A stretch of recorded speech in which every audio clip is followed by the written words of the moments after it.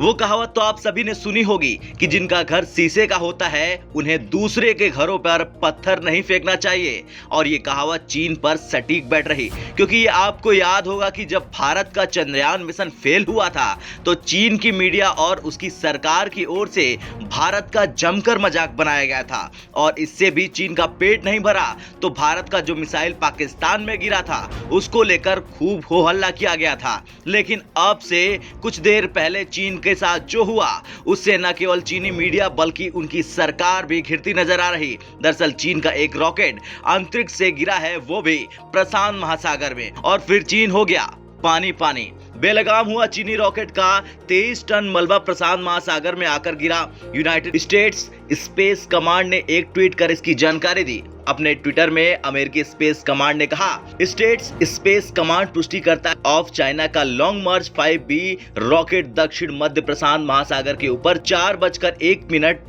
पर वायुमंडल में फिर से प्रवेश कर गया। दरअसल चीनी रॉकेट के विफल लॉन्च के बाद वैज्ञानिकों की चेतावनी के बाद स्पेन ने कई एयरपोर्टों और एयरबेस को बंद कर दिया था। वैज्ञानिकों ने चेतावनी दी थी कि अनियंत्रित 23 टन वजनी चीनी रॉकेट तेजी से पृथ्वी की तरफ बढ़ रहा। इसका मलबा कभी भी पृथ्वी पर आकर गिर सकता है, जिससे कई देशों को गंभीर खतरा भी बना हुआ था। बता दें, चीनी रॉकेट मेंगशन सोमवार दोपहर दक्षिणी द्वीपीय प्रांत हेनान पर वेनचांग उपग्रह प्रक्षेपण केंद्र से भेजा गया था। चीनी वैज्ञानिकों का दावा था कि इस रॉकेट को अंतरिक्ष स्टेशन तक पहुंचने के लिए 13 घंटे का समय लगता है। मेंगशन का वजन करीब 23 टन, ऊंचाई 58.7 फुट और मोटाई 13.8 फुट है। मीडिया रिपोर्ट्स के मुताबिक वैज्ञानिकों ने पहले चेतावनी दी थी कि अनियंत्रित 23 टन वजनी चीनी रॉकेट तेजी से पृथ्वी की तरफ बढ़ रहा था। इसका मलबा कभी भी पृथ्वी पर आकर गिर सकता था, जिससे कई देशों को गंभीर खतरा भी बना हुआ था।